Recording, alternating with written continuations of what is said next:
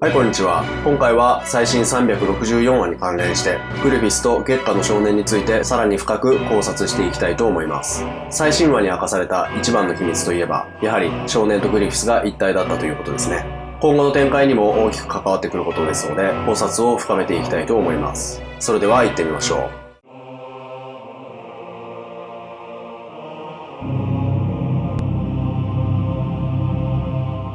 まずは大元となるグリフィス受肉のきっかけとなった断罪の塔から話していきます。この章で最も大事な役割を果たすのが卵型の使徒、完璧な世界の卵の存在です。この使徒がどのような役割だったのかを理解しなければ見えてこないことがあります。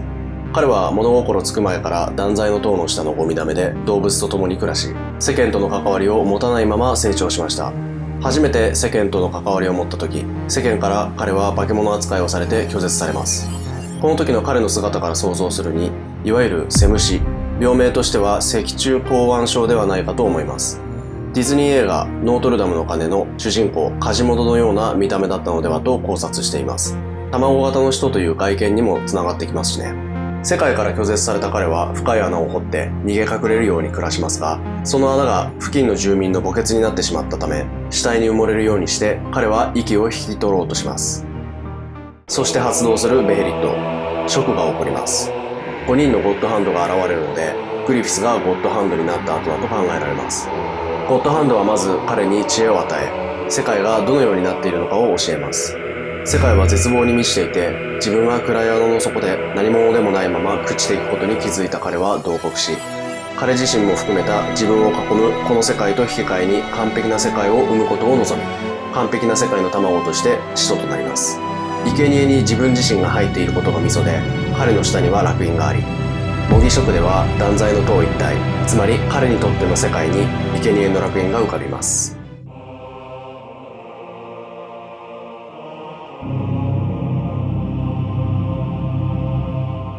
彼の言う完璧な世界とは、今の世界に決定的に足りない最初で最後のかけらを満たした世界。かけらがすなわち受肉したゴッドハンド、グリフィスであり、卵にとっては現実に権限した神という認識でしょ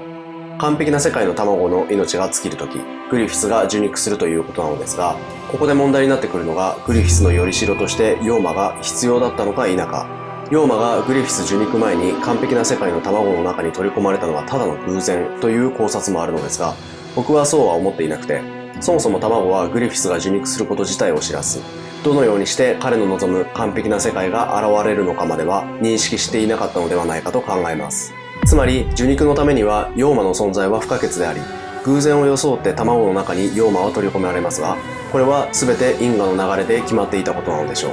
受肉の過程としてヨーマの姿が徐々に赤子になり、最終的に卵の中で成長してグリフィスになっていく姿が描かれているので、ヨーマがグリフィスになったことは疑いありません。また、卵が死に至るきっかけとなるのがドクロの騎士によって切られたことというのも、ドクロの騎士自身が話していた我々はすでに因果の流れの中だのセリフにつながっている。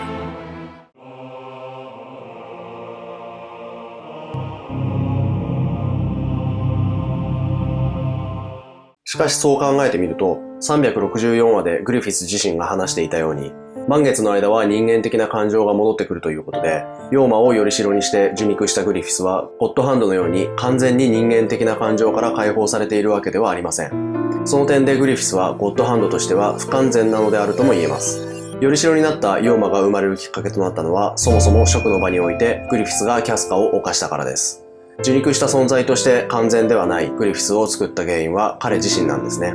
そもそもなぜキャスカを犯す必要があったのかといえば、僕はガッツへの復讐だと考えています。以前の動画でグリフィスはガッツに対して恋愛感情を抱いていると言いましたが、そんなグリフィスからガッツは離れていきました。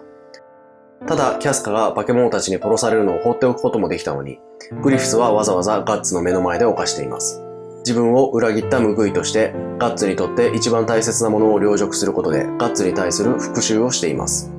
以上のことからわかるように、少なくともグリフィスはゴッドハンドになっても人間的な感情の一部を保有したままなのではないでしょうか。ショクの際、グリフィスは周囲にあるものを一点に集めて相手を圧殺するような能力を持ち、ドクロの騎士に助けられたガッツとキャスカに向かってその手を伸ばしますが、最終的には彼らを逃がしています。これが彼の感情的な部分から来ているのか、因果の流れが最終的に受肉するためにそれをさせなかったのかは定かではありませんが、そのような感情も含めて因果なのかもしれませんね。つまりグリフィスはゴッドハンドになったことで絶対者になったのではなく、人間的な感情をまだ持っていることが推測される。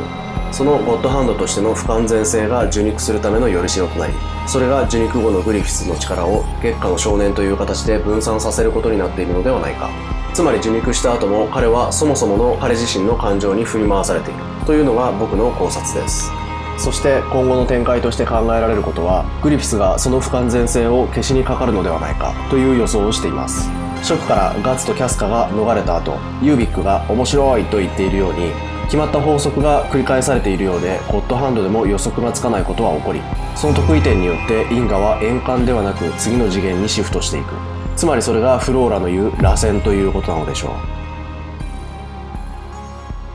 はい、いかがだったでしょうか。この動画を作るのに改めて断罪の塔あたりから読み込んでたんですが、いや、今更ですけどめちゃくちゃ面白いですよね、この漫画。いつ読んでも何か発見があって、毎回何か違うことを感じる。やっぱこのまま終わるのは惜しすぎます。何らかの形で続いてほしいですね。今後最新話に絡めて何本か考察していきたいと思ってます。チャンネル登録、高評価、コメントなどよろしくお願いします。それではご視聴ありがとうございました。